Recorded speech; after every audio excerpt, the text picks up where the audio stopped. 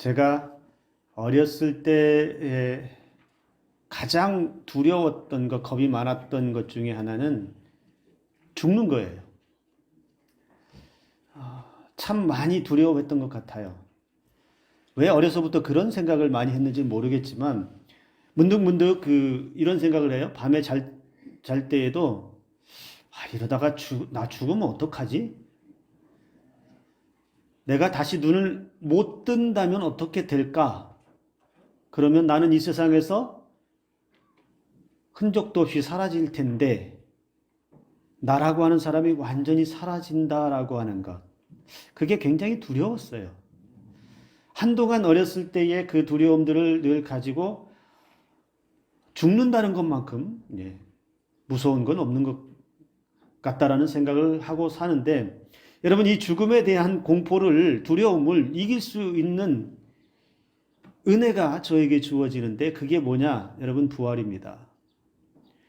이 땅에서 살다가 생명이 끝나면, 죽으면 모든 사람들이 다 두려워하지만 내가 예수 그리스도를 믿고 난 이후에, 내가 예수 그리스도를 나의 주님으로, 나를 구원하신 주님으로 믿고 난 이후에 서서히 내 마음속에 들어오는 건 뭐냐? 여기서 살다가 죽으면 끝나는 게 아니고 나는 어떻게 된다고요? 주님께서 부활하셨던 것처럼 부활의 몸을 입고 하나님 나라에서 영원히 살게 된다. 그러니까 이 땅에서 삶이 전부가 아니구나. 이 땅에서 사는 것, 그것이 다가 아니구나. 내게는 약속되어진 저 하나님의 나라, 부활의 은혜를 입고 살아갈 저 하나님의 나라가 예비되어져 있구나. 이 믿음이 생기니까 어느 순간부터는 전혀 두렵지 않아요. 여러분, 오늘 저와 여러분들 가운데 혹시라도 이와 같은 두려움은 아니라 하더라도 우리 인생이 두렵거나 우리 인생이 조금 고단하거나 우리 인생이 조금 살기에 팍팍하거나 그렇다면 오늘 부활의 그 주님의 은혜를 만날 수 있기를 주님의 이름으로 축복합니다. 여러분, 부활이 없다면, 만약 예수님의 부활이 없었다면 예수님의 십자가의 죽으심이 어쩌면 헛것이 될지도 모르겠어요. 예수님이 부활이 없었다면 제가 이 자리에 서서 이렇게 설교할 이유도 사실은 없고요. 예수님이 부활이 없다면 우리가 이렇게 믿음 지키면서 살아야 할 이유도 없게 되는 거죠. 예수님의 부활이 없다면 제가 말씀드렸던 것처럼 그냥 살다가, 그냥 주어진 삶을 살다가 그냥 끝나버린다면 여러분, 우리는 어떻게 살까요? 한평생 내게 주어진 생명의 날 멋지게 한번 살다가 끝! 이렇게 살지 않을까요? 먹고 싶은 것 다 먹고 가고 싶은 것 다 가고 하고 싶은 것 다 하고 그것이 좋은 건지 나쁜 건지 구별할 필요도 없고. 너무 내가 극단적으로 갔나요? 만약에 부활의 은혜가 없다면, 그냥 이 세상에서 생명 그걸로만 끝난다면 저 같으면 그렇게 살 것 같아요. 내가 하고 싶은 대로 다 하고 살 것 같아요.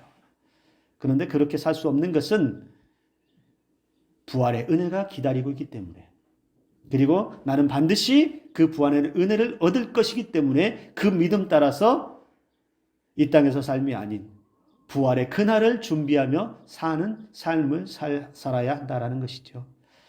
저뿐만이 아니라 이 땅에는 모든 그리스도인들이 그렇게 살 줄로 믿습니다. 우리 주님은 십자가에 죽으시고 3일 만에, 성경에서는 안식 후 첫날이라고 그렇게 기록하고 있습니다. 안식 후 첫날 3일 만에 주님이 살아나셨고, 살아나셔서 그냥 하늘로 슝 하고 올라가신 것이 아니고 살아나신 그 모습을 사람들에게 보이시기 시작하셨습니다. 그 첫 번째 목격자가 우리가 잘 알고 있는 막달라 마리아입니다. 오늘 본문에서도 막달라 마리아, 예수님의 부활을 처음으로 목격한 막달라 마리아가 등장을 하는데, 여러분, 성경의 기록에 의하면 이 여인 막달라 마리아는 어떤 사람이냐면 예수님으로부터 아주 큰 은혜를 받았던, 큰 은혜와 사랑을 받았던 사람으로 기록되어져 있습니다. 누가복음 16장 2절의 말씀을 보면 막달라 마리아를 어떻게 소개하냐면 병고침을 받은 어떤 여자들 곧 7 귀신이 나간 자 막달라인이라 하는 마리아라 이렇게 소개하고 있고요.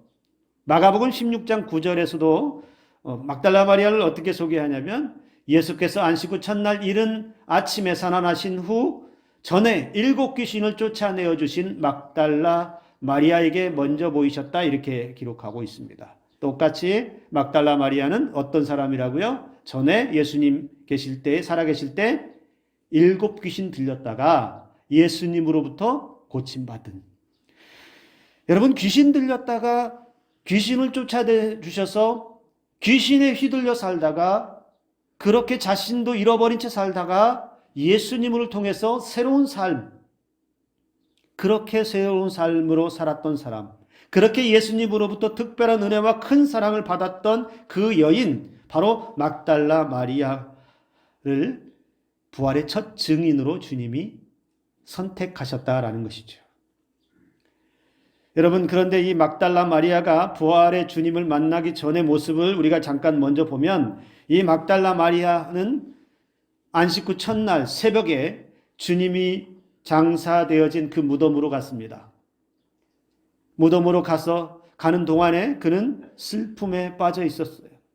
계속해서 3일이나 됐어도 여전히 그 큰 슬픔을 가눌 길이 없어요. 그럴만하지요. 그렇게 사랑했던 예수님, 내게 그렇게 큰 은혜를 베푸셨던 예수님, 나에게 새로운 삶을 허락해 주셨던 그 예수님, 그분이 세상을 떠나셨는데 안 슬프겠습니까?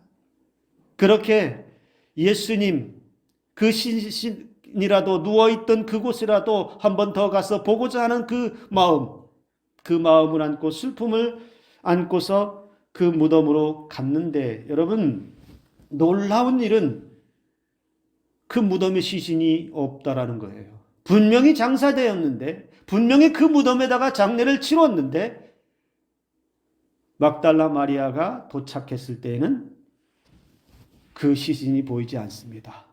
난감한 일이에요. 세상에 어떻게 이런 일이 또 일어날 수 있을까? 정말 막달라 마리아로서는 견딜 수 없는 또 슬픔이 찾아옵니다. 그래서 여러분, 이 막달라 마리아가 예수님의 시신이 사라진 그 자리에서 앉아서 울고 있어요. 얼마나 슬펐을까요? 울고 있는 그 자리에 천사들이 물어봅니다. 왜 우는지를 물어봐요. 여인이여, 어째서 우는가? 마리아는 말합니다. 내 주님을 옮겼다가 어디 두었든지 내가 알지 못합니다. 예수님 시신이 없어졌습니다. 예수님이 사라졌습니다. 혹시 당신이 옮겼다면 가져다 주십시오. 제가 처리하겠습니다. 예수님이 보이지 않아서 너무나 슬픕니다. 그때 여러분 성경에서 오늘 본문에서 뭐라고 얘기합니까? 예수님이 바로 거기 옆에 서 계셨다라고 이야기하고 마리아가 보았습니다. 그런데 예수님은 알아보지 못하죠. 왜 알아보지 못했을까요? 생각도 못했을 거예요. 예수님이 살아나셔서 자기 옆에 서 계시다라고 하는 건 이건 생각도 못했을 거예요. 어쩌면 조금 전에 나에게 말을 걸었던 그 천사였는지도 모르겠다. 또는 혹은 다른 사람이었는지도 모르겠다. 그런데 그 서 계신 분이 마리아야, 마리아야, 왜 울고 있느냐? 이름을 불러줘요. 여러분, 그때 막달라 마리아의 귀가 번쩍 뜨입니다. 그 무덤에서 자신의 이름을 불러줄 사람이 누가 있겠습니까? 그 슬픔 가운데 울고 있는 여인에게 마리아야 어찌해서 울고 있느냐? 이렇게 말해줄 사람은 우리 주님밖에 없다는 거죠. 어쩌면 마리아의 마음에서는요, 자신의 전부가 빠져버린 것 같은 큰 슬픔에 빠져버렸어요. 다시 볼 수 없는 예수님 때문에 시신마저도 지금 사라진 그 순간에 자기의 마음을 주체할 수 없는 슬픔에 빠졌는데, 거기에서 예수님이 마리아야, 어찌해서 울고 있느냐? 이렇게 주님은 슬픔에 빠져 있는 한 여인, 깊은 슬픔에서 주님도 알아보지 못할 만큼 절망에 빠져 있는 여인 마리아에게 나타나셔서 부활하신 그 모습을 그대로 보여주셨습니다. 여러분, 마리아에게서는 예수님의 십자가의 죽음이 매우 충격적이었을 거예요. 아마 그의 인생에서 이보다 더 큰 충격이 없을 만큼 큰 충격을 받았을 거예요. 그래서 예수님이 죽으신 이후에 그는 아무것도 할 수 없는 그런 삶에 빠졌을 겁니다. 내 삶에서 전부가 정말로 빠져버린 것 같은, 말 그대로 영적으로 패닉 상태에 빠져버린 것 같은 그런 상태였을 것입니다. 그런데 부활의 주님이 찾아오셔서 막달라 마리아 앞에 서셨고, 그 주님이 직접 살아나신 모습을 보여주심을 통하여 비로소 막달라 마리아가 주님이 살아나셨다라고 하는 것을 확인한 순간에는 뭘까요? 그 빈 마음에, 그 슬픔으로 가득 찼던 마음 속에 뭐가 채워졌을까요? 다시 기쁨으로 채워지지 않았을까요? 과연 예수님이 살아나셨네. 다시는 예수님 못 보는 줄 알았는데 그 주님이 3일 만에 살아나셨구나라고 하는 이 기쁨과 감격이 그 여인 막달라 마리아의 마음에 채워지지 않았겠습니까? 여러분, 오늘 저와 여러분들의 마음속에도 막달라 마리아의 그 마음속에 채워진 기쁨과 감격이 채워질 수 있기를 주님의 이름으로 축복합니다. 부활의 주님은 그렇게 삶에서 기쁨을 잃어버린 사람들에게 기쁨이 되어 주신다라는 겁니다. 삶에서 절망 가운데 있고 더 이상 기대할 것이 없는 그러한 삶 가운데 있는 사람들에게 찾아와 주셔서 아무개야, 왜 울고 있느냐? 왜 그렇게 힘들어하고 있느냐? 무엇이 그렇게 두려운 것이냐? 우리 주님은 이 땅에 살아가는 모든 사람들의 삶의 자리에 부활의 몸을 입고 찾아오셔서 마리아에게 보여주셨던 것처럼 임하신다는 사실을 여러분 믿으시길 바랍니다. 그래서 오늘 저와 여러분들의 삶의 자리가 어떠하든지 그곳에서 여러분들의 이름을 불러주시고 우리에게 다가오셔서 참된 기쁨을 다시 회복시켜 주셔서 그 주님의 부활의 은혜 안으로 들어오게 하시는 이 기쁨을 만날 수 있기를 주님의 이름으로 축복합니다. 마리아는 너무 좋았어요. 너무 감격스러웠어요. 그래서 주님 발을 꽉 붙잡으려고 했어요. 왜 그럴까요? 이제 다시는 놓치지 않고 싶은 거예요. 그렇게 허무하게 떠나보냈던 그 기억이 있어서 이제 주님 놓지 않고 싶은 마음이 어쩌면 그래서 주님이 발을 꽉 붙잡으려고 했습니다. 그런데 주님은 붙잡지 말라고 그러죠. 왜요? 아직 내가 아버지께로 올라가지 않았다. 그러면서 여러분 마태복음 28장 9절의 말씀에 보면 예수께서 그들을 만나 이르실 때 평안하냐 하시거늘 여자들이 나아가 그 발을 붙잡고 경배했다 이렇게 이야기하거든요. 그 여인들에게 그리고 예수님을 보고 있는 사람들에게 평안하냐 이렇게 물어봅니다. 왜 예수님께서 그런 말씀을 하셨을까요? 지금 그 앞에 있는 사람들의 마음에는 평안이 깨졌거든요. 조금도 평안하지 않고 조금도 기쁘지 않거든요. 그리고 그들의 그렇게 예수님을 붙잡고자 하는 마음도 다 알고 있거든요. 그러나 이제 여인들도 다른 모든 사람들도 굳이 예수님을 붙잡지 않아도 이제 부활하신 그 주님과 영원히 함께할 것. 그 주님이 주시는 평강의 은혜를 그들에게 선포하셨다라는 것입니다. 마리아는 이제 그 주님을 보고 주님께서 말씀하시는 말씀에 순종합니다. 너는 가서 다른 사람들에게도 내가 살아났다라고 하는 것, 즉 주님이 부활하셨다라고 하는 사실을 전해 주어라. 주님이 다시 살아나는 소식을 다른 사람들에게, 제자들에게 그렇게 알려주어라. 이 막달라 마리아는 그 기쁨을 안고 지체 없이 뛰어가서 예수님이 살아났다라고 하는 사실을 증언하게 됩니다. 여러분, 이 부활의 첫 감격을 맛본 막달라 마리아가, 그리고 그 감격을 가지고 사람들에게 달려갈 때의 마음이 어땠을까요? 오늘 저와 여러분들이 만약에 그런 첫 증인이 되었다면, 내가 처음으로 예수님의 부활을 목격했다 그러면 여러분 어떤 마음을 가지고 달려가겠어요? 저 같으면 온 동네방네 그냥 소리를 고래고래 지를 것 같아요. 동네 사람들! 예수님 부활하셨습니다! 동네 사람들! 여기 와보세요! 예수님 부활하셨습니다! 이렇게 소리를 고래고래 지르면서 가지 않았을까 싶어요. 제가 왜 소리 질렀게요? 예. 예수님이 부활하셨다고 하는데, 예. 깨야죠.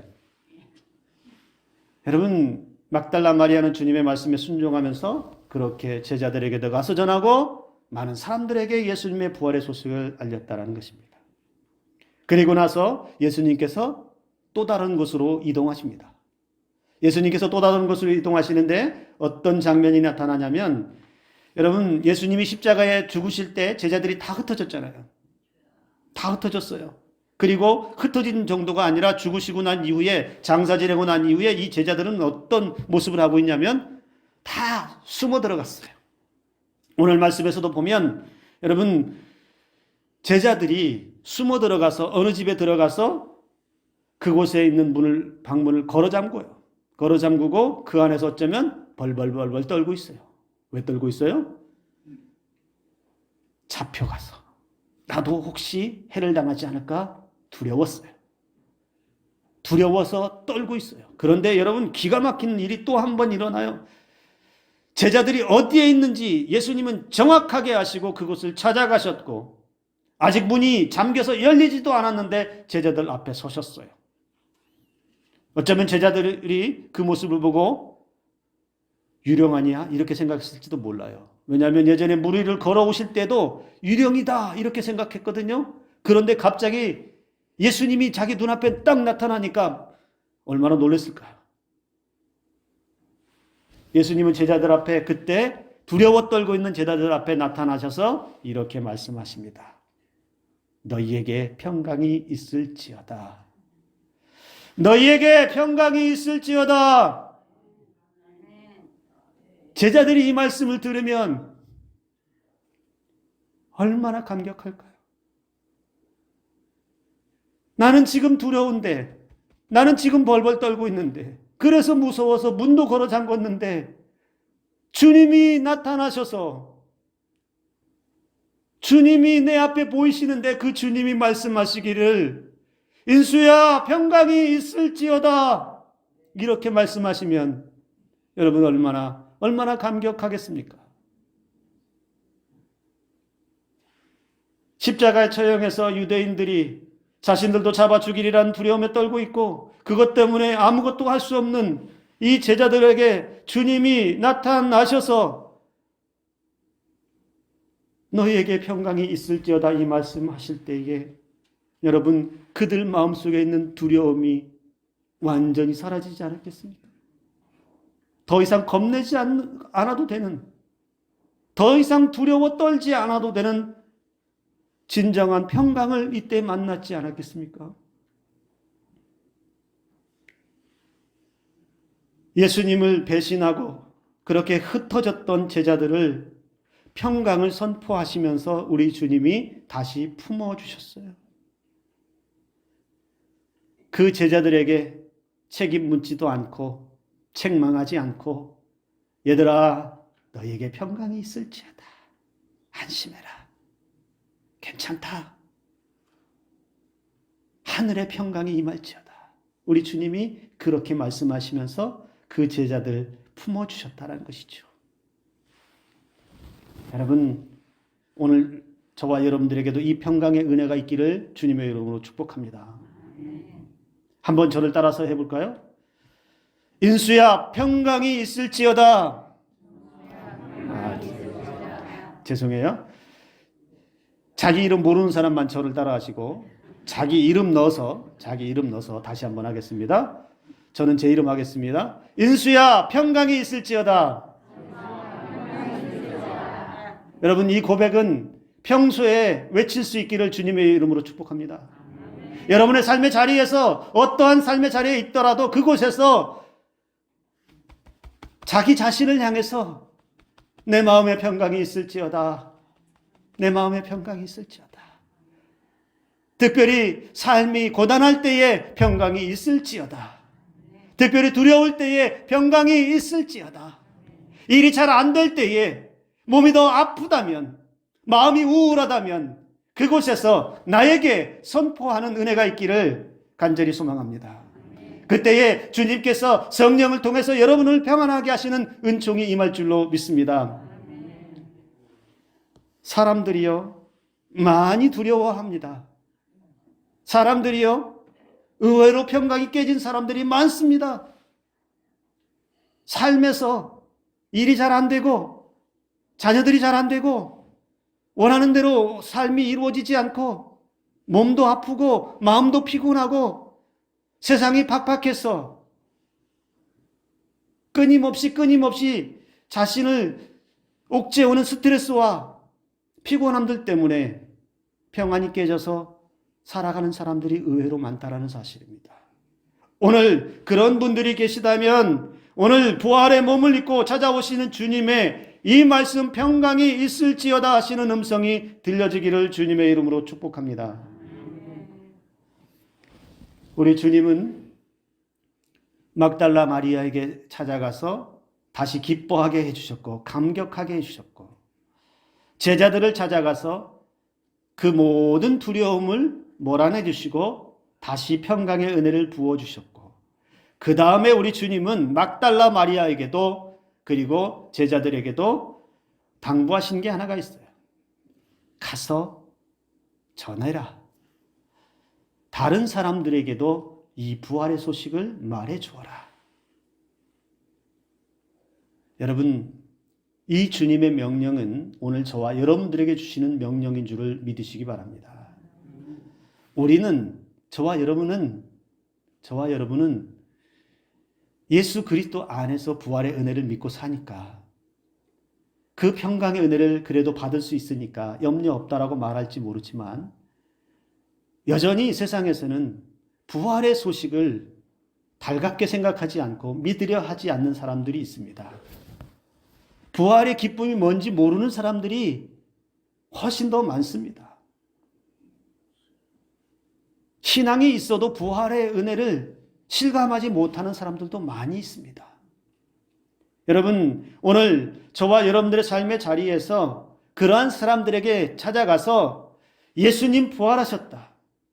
예수님 부활하신 그 부활의 은혜를 만나라고 전해주는 증인의 삶을 사시기를 주님의 이름으로 축복합니다.